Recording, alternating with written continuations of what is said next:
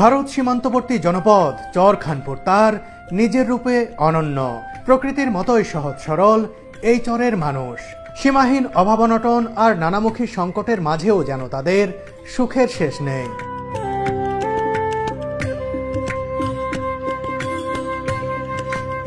এবার চরখানপুরে আজিজুল ভাইয়ের বাড়িতে এসেই চুলার পাড়ে বসে কুমড়াবড়ি টেস্ট করে প্রাণটা জুড়িয়ে গেছে। এখন ভাত চড়িয়ে দেয়া হচ্ছে, দুপুরে ভাত দিয়ে কুমড়ো বড়ি খাবো। এর আগে বাড়ির পাশে মাচায় বসে একটু জিরিয়ে নিতে চাই।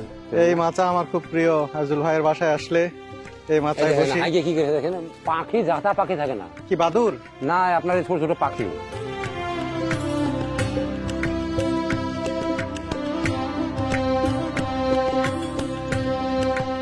আজিজুল ভাই গরুটা খুব আদর পাচ্ছে তো।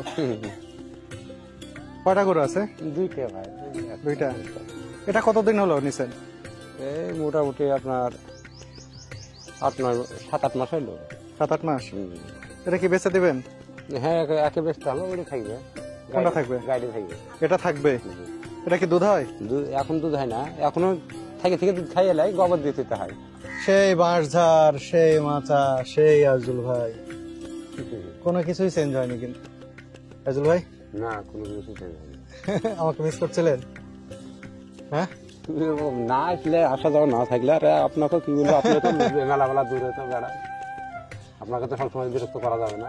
বিরক্ত কি, আপনি ফোন দিলে তো আমি খুশি হই, কিন্তু দেখা যাচ্ছে যে আপনার এখানে নেটওয়ার্ক অনেক সময় পাওয়া যায় না। নেটওয়ার্ক আমার এখানে খুবই প্রবলেম ভাই। দেখা যাচ্ছে আপনি ফোন দিয়ে কথা বলতেই আছেন, আমি কিছু শুনতে পাচ্ছি না। আমি কথা বলতে আছি, আজিজুল ভাই শুনতে পাচ্ছে না। এবার একটা মোবাইল আমাকে লিখে দিন তো বাইরে থেকে, ভালো দিকে। আচ্ছা ঠিক আছে, আপনাকে এবার আসার সময় একটা মোবাইল নিয়ে আসি। এই টাচ মোবাইল দেখেন না, এই বাটাম গুলো ভালো দেখে লিখবেন। টাচ নিয়ে এসে টাচে ঝামেলা হয়, ঝামেলা আমার ছেলে ফেলে তখন চালাক দিবে না। ঠিক আছে, আপনাকে একটা সুন্দর একটা মোবাইল কিনে দেবো। আমার আব্বার জন্য একটা, মার জন্য একটা কিনে দিয়েছিলাম খুব সুন্দর, ওইরকম একটা আপনার জন্য নিয়ে আসবো। বাটন ফোন আমার মাও পছন্দ করে। মারি চানাচুর বিস্কিট নিয়ে এসেছেন।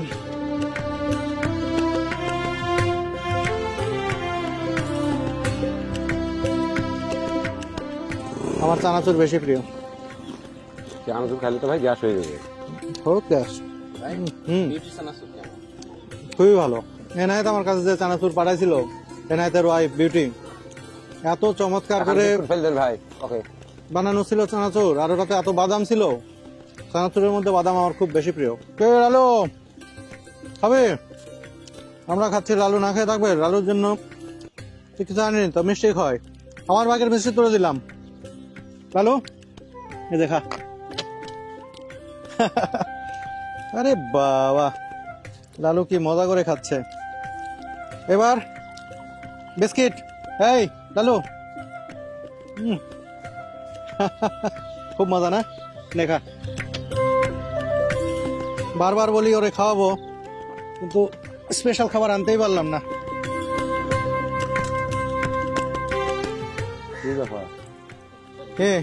পেট ভরছে? আর খাবি?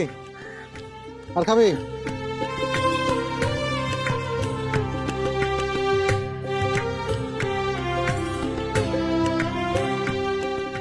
লালু ভালো আছিস তুই?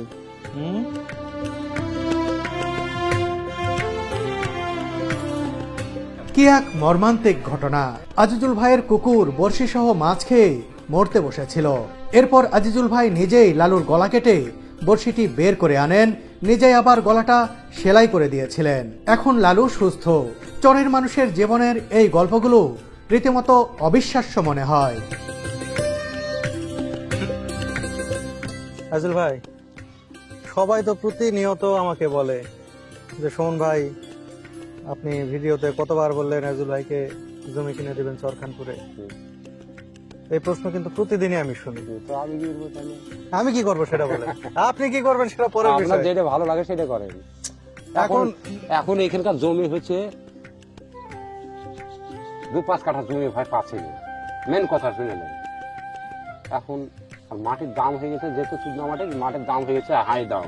এটা আমার করার লেগে 3 মাস যাবে 15,000 টাকা, 3 মাস টমেটো হবে 15,000 টাকা।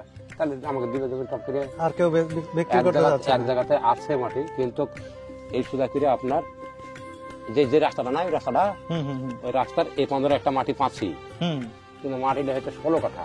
হুম, এখন ওটা 5 কাঠা কাটি দিবে না। 16 কাঠা। হ্যাঁ, 4টা আমের গাছ আছে। 16 কাঠা বিক্রি করবে? জি, আমের গাছ সহ বিক্রি করবে? আমের গাছ সহ। চলেন আজকে দেখে আসবেন। যাওয়ার ফলে দেখবো, খাওয়া দাওয়া করে দিই। এর আগে তো বাইনার টাকা পাঠালাম, কিন্তু দিতে চাইলো। দুইটা চাই হয়ে কেটে গেল। এই চরখানপুরের প্রতিটা বাড়িতেই কুমড়া বড়ি তৈরি হয় শীতে, না? জি, কয়েকটা বাড়ি দেখতে চাই আজুল ভাই, কারা কারা বানাচ্ছে একটু কয়েকটা বাড়িতে ঘুরে দেখাবেন যে কে কে বানাচ্ছে, কেমন বানাচ্ছে।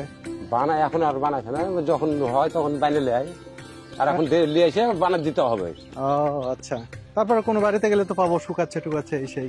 ওখানে এখন দেখতে হবে। আর ওই জমিটা একটু দেখতে চাই আজুল ভাই, কোন জমি দেখে রাখছেন? সামনে চলে আপনার দেখে এরকম পাখি ধরার ফান আছে উপরে।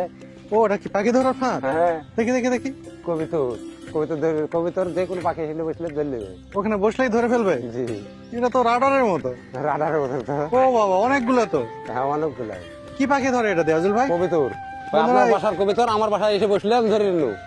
ও, ওখান থেকে বসলে। বন্ধুরা, এটা কিন্তু আমার জানা ছিল না। এখানকার প্রায় প্রতিটি বাড়ির উপরে দেখুন ওই যে অ্যান্টেনার মতো, আগে টেলিভিশনের অ্যান্টেনা যেরকম লাগানো হতো বাড়িতে বাড়িতে, ঠিক সেই রকম, কিন্তু এগুলো নাকি এক একটি ফাঁদ। এখানে যে কোনো পাখি বসলেই সেই পাখি আর এখান থেকে যেতে পারবে না, ধরে রেখে দেবে। ঘুঘু, কবুতর, এগুলা তারা এখানে ধরেন। এগুলো ধরার পরে কি করা হয় আজুল ভাই? পুষে বাড়িতে, বাড়িতে পোষে? হ্যাঁ, মানে আমার বাসার কবিতর আপনার বাসায় আপনার ওখানে গেল, হ্যাঁ, যে বসলো টান দিয়ে, যে দড়ি আছে টান দিয়ে ধরে নিল।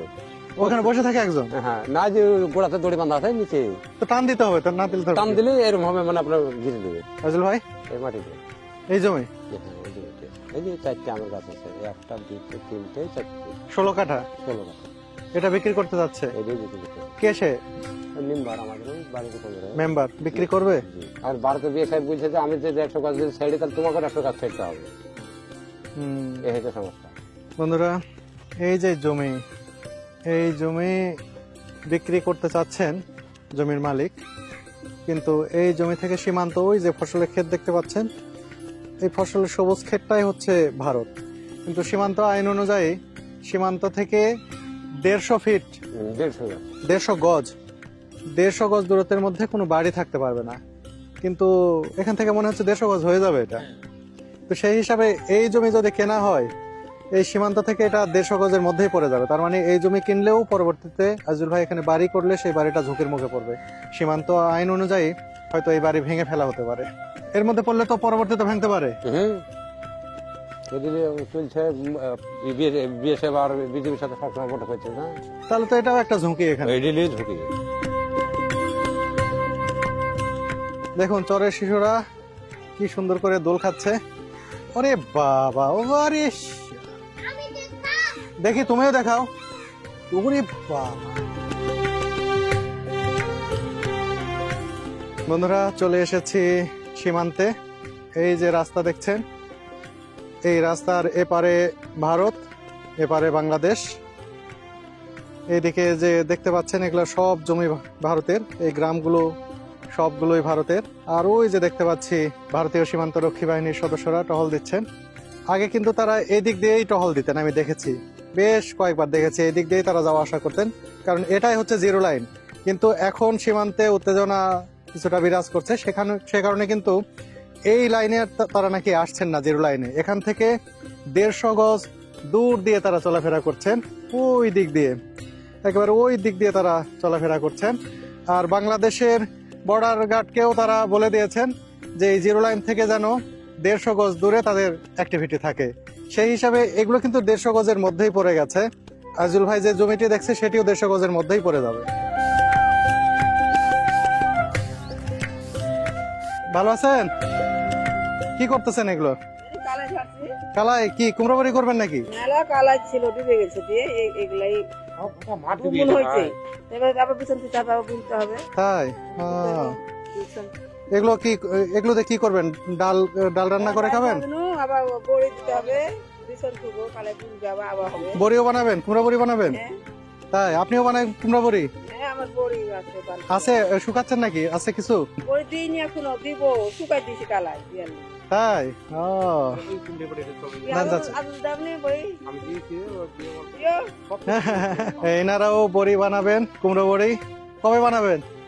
দিব, দিতে দেবে, দিব। অনেক কষ্ট হয় না বানাইতে? ওরে আল্লাহ, ধুইতে হবে, ভাঙতে হবে, ঝাড়তে হবে, আবার বাটতে হবে, আবার দিতে হবে। কিন্তু আপনাদের এখানকার কুমড়ো বড়ি তো খুব মজা। চরখানপুরের কুমড়ো বড়ি এত মজা হয় কেন বলেন তো? খাবে। আচ্ছা দেখি তো। উনি হঠাৎ আমাকে থামতে বললেন, দেখি দাঁড়াইতে বলছে, এখানে দাঁড়াই। খালা কিন্তু আপনার খালা? আমার খালা, আপন খালা? আপন খালা। ও, আপনার তো সব পরিচিত দেখি। আমার এখানে কেউ ফোন নাই ভাই। দেখি খালা কেন থামতে বললেন দেখি। ও এই যে এগুলো সব কালাই। হ্যাঁ, বেসন না? আরে বাবা, এই কালাইগুলো শুকানো হচ্ছে, এগুলো দিয়েই তারা কুমড়া বড়ি বানাবেন, খাবেন। এই যে বড়ি নিয়ে আসছেন খালা, এগুলো তো অরিজিনাল? অরিজিনাল বড়ি বাড়িতে দিয়েছি। তাই না? ও ও, ঘ্রাণই আলাদা, চমৎকার, একেবারে অরিজিনাল কুমড়া বড়ি। ইয়াতে দিতাই ছিলে। হ্যাঁ, খিল বানিয়ে। কি করছেন খালা? রান দেখাবো? হাই হাই, দেখুন এটা আমাকে উপহার দিলেন আজিজুল ভাইয়ের খালা তিনি। আমি জানতাম না, আজকেই দেখলাম। এত আন্তরিক, তাই না? তো এগুলো দিয়েও ইয়া বানাবেন নাকি কুমড়ো বড়ি? বেসন থবেন আর অন্যগুলা দিয়ে বানাবেন? বন্ধুরা, এখানে এসে এই কুমড়ো বড়ি উপহার পেলাম। এটা আমার কাছে আসলে খুবই বড় একটা উপহার। আমি খুবই খুশি হয়েছি খালা, এটা দিছেন।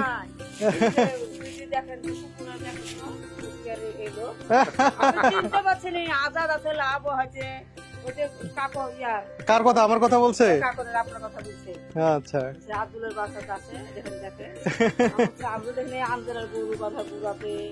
তো খালা এই যে আপনি তো অল্প করে বানাইছেন, আমাকে এতগুলো দিয়ে দিলেন। আবার দিবে? না, আমাকে এতগুলা দিয়েছেন, এটাই তো আমি মহা খুশি হয়েছি। কিছু মনে করবেন না আমি যদি এটার দাম দিই? না, ওরে আল্লাহ, দাম আপনাকে এই আন্তরিকতা, এই ভালোবাসা আর কোথায় পাওয়া যায়? এটা চরখানপুরে পাওয়া যায়। খুবই ভালো লাগলো। আপনারা ভালো থাকবেন সব সময়।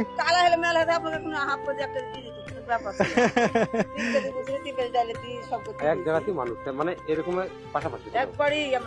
ঠিক আছে, শোনেন, আমি এটা ভিডিওতে দিচ্ছি তো চরখানপুরের কুমড়া বড়ির কথা আমি আগেও বলেছি।